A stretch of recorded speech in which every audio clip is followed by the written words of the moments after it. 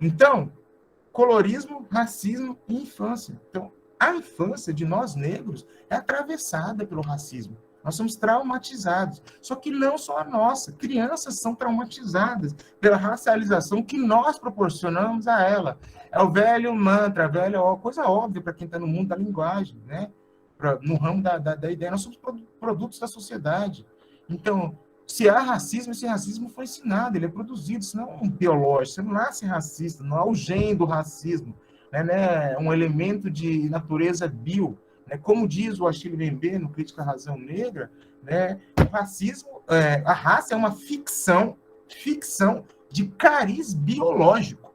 Acho que a melhor definição de raça que eu encontrei nos últimos tempos é a definição que o Achille Mbembe faz na Crítica da Razão Negra. Ou seja, a raça é uma ficção de cariz biológico inventada pelos brancos a fim de criar um sistema, né, que os favoreça.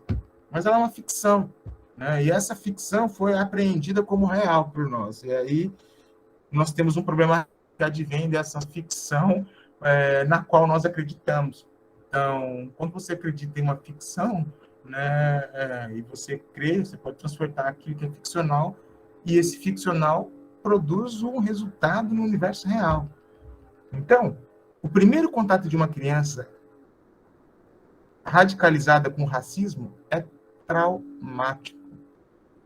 Eu queria saber se vocês pretos que estão assistindo a mim hoje, e vocês brancos também, mas mais para os pretos essa pergunta, primeiro a vocês, os brancos não me interessa tanto saber, mas talvez possa ter alguma coisa interessante sair daí. Se você lembra qual foi a primeira vez que você se tocou, que alguém direcionou para você a palavra preto, ou que alguém estava te tirando de algum lugar ou de alguma situação porque a cor da tua pele era preta, ou quando alguém usou essa palavra e você sacou que essa palavra tinha a ver com você, né? Eu fiquei recordando na minha memória e eu me lembrei que uma vez teve e olha só como que é louco essas coisas, a gente apaga da memória, a gente esquece. Então, várias vezes que eu vou fazer fala sobre o racismo, eu revivo memórias que foram meio que apagadas, eu deixei em algum lugar aqui bem subescondido no meu consciente, porque são doloridas, são chatas, né? São agressivas hoje. E quanto mais eu conheço sobre a questão da negritude, mais agressivo me torna essas memórias.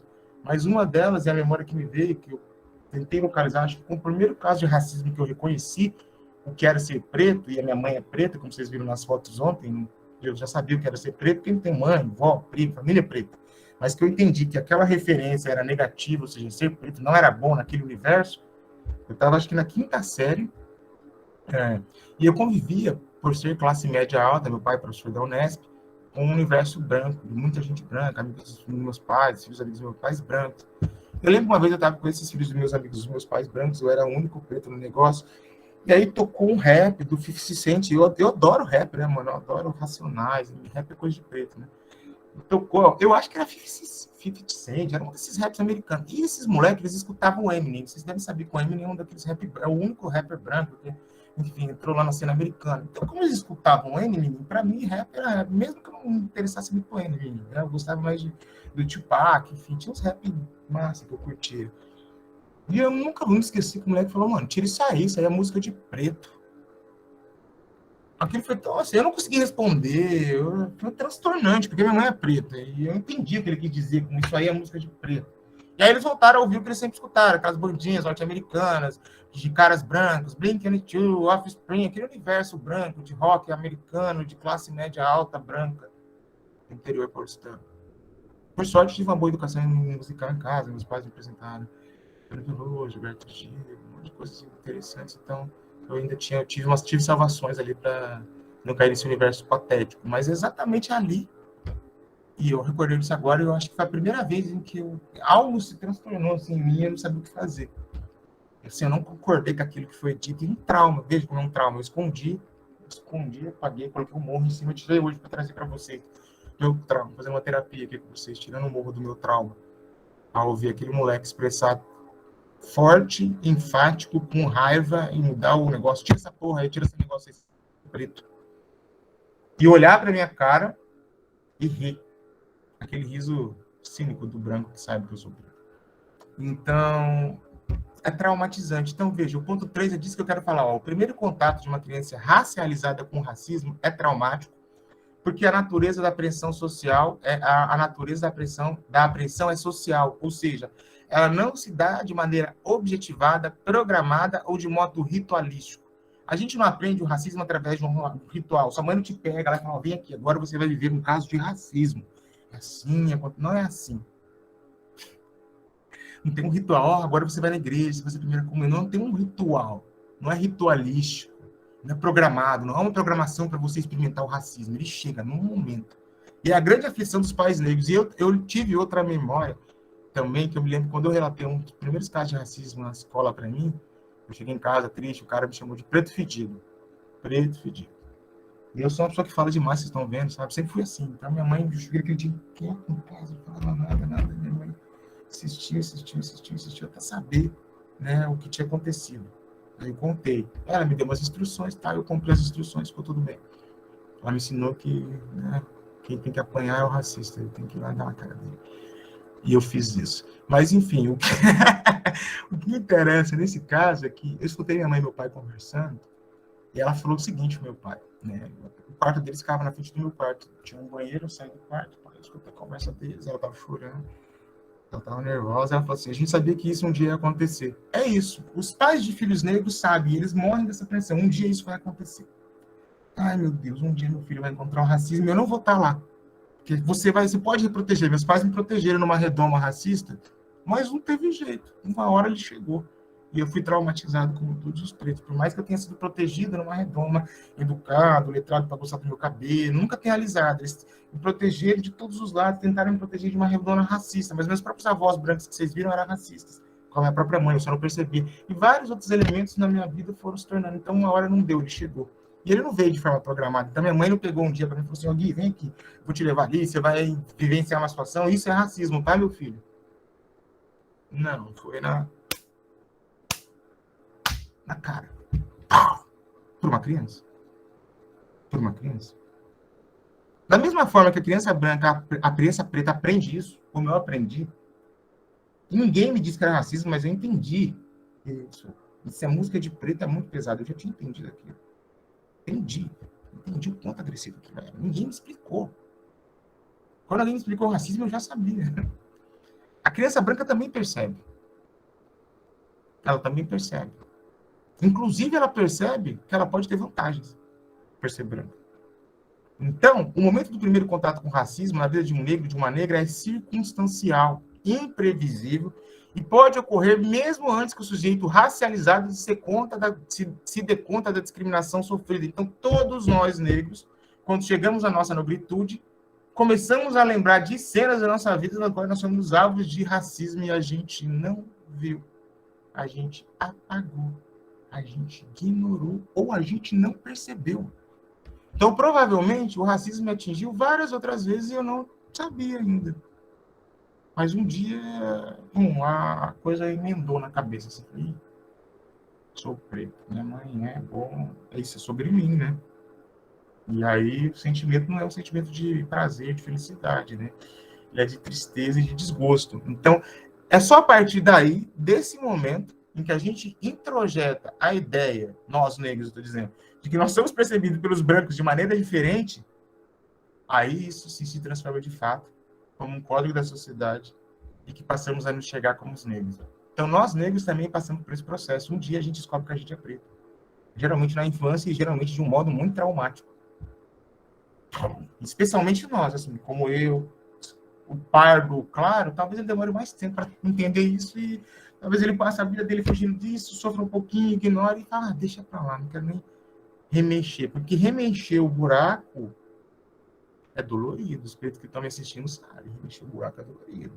Quando você se liga que você está sendo alvo do racismo e que você foi várias vezes sem poder perceber, você vê o quanto ele está entranhado na gente, na organização e na dinâmica social. Entranhado, a ponto de que nós negros não reconhecemos aquilo que nos fere durante alguns tempos.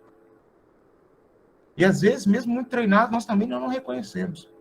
Isso aconteceu comigo, né? Há pouco tempo, em 2016. Não treinado. Às vezes treinados, estudados, fazendo seus doutorados, onde a sua pele mandando no... Então, veja, a criança, ela tá, você já sabe disso, está tentando um pouco de bigode, de aprendizagem, a criança aprende. Experiencia as coisas, pega, cheiro, gosto, olha, sente, experimenta. E elas se perguntam. Então, é óbvio que ao ser chamada de preta, e quando ela é chamada de preta, alguém fala, sai daqui porque você é preta, sai daqui, sua preta. Ela entendeu que sai daqui, sua preta, ou sai daqui, sua negra do cabelo duro. Eu também contava uma história que traumatizou ela. Que história dos traumas da infância. Minha mãe tinha cabelo crespo, então minha avó fazia umas trancinhas nela, e ela disse que tinha um menino que vinha puxando o cabelo dela, falando, nega do cabelo duro, e puxava, tal. Até que um dia ela se fezou e deu um pau no moleque, ele nunca mais encheu o saco dela.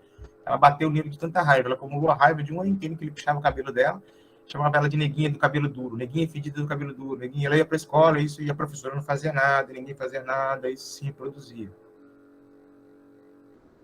Então a criança saca, ou seja, né? Sua nega do cabelo duro, sai daqui, sua preta fedida. O moleque falou para mim, seu preto fedido. Então veja qual foi a situação. Eu adoro contar a situação, né? A gente estava na quinta série, foi jogar futebol no intervalo. Então, os moleques jogavam futebol no intervalo. Bom, quando você joga futebol, você soa, né? Quando você soa, você fede.